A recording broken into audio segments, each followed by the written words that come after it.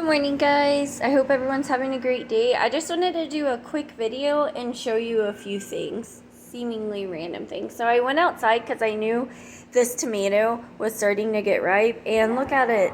This is a San Marzano tomato, and it is so crazy shaped. We've decided that it looks like a sarcophagus. Now,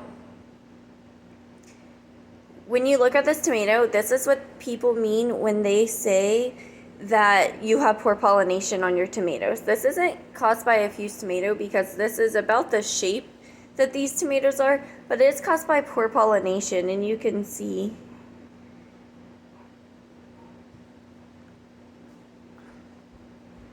And tomatoes are self-pollinating most of the time. Peppers are the same way. They pollinate themselves. The pollen, when the wind blows or an insect lands, for the most part, it just drifts down to the lower branches and it pollinates that way.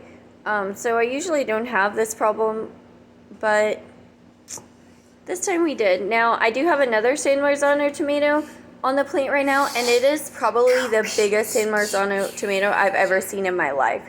So now I understand why people are saying they are a true paste tomato. Also, I covered not too long ago, you'll have to excuse Sam on the counter still in his night shorts.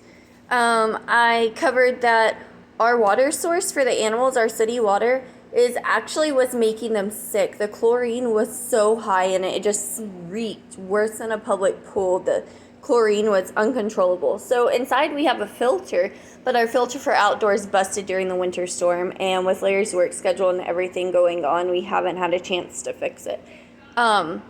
So this is a Brita picture. We just fill up the Brita picture in the fridge, and then this is a 3-gallon. It holds 3 gallons, guys, which is so incredible.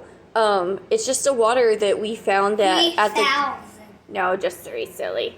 At the grocery store. I went in there with my oldest son, and he was like, "Mom, we have to buy that. That will solve our problems." And so far it has.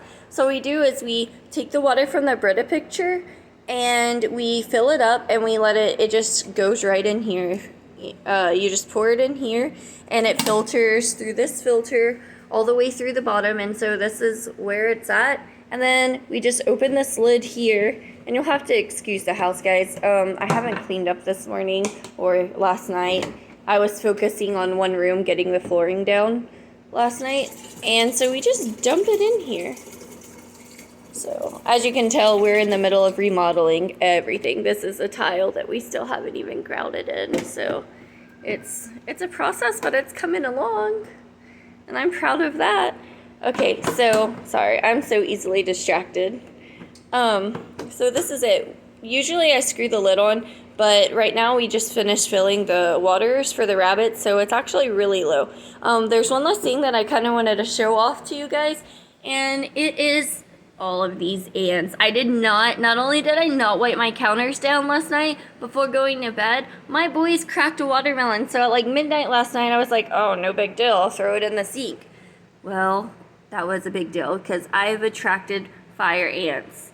Now, they're not on the inside of the melon, so I'm just going to wash them off and probably use the melon anyways because they're fire ants all in my garden. But, yeah, this is why it's so important.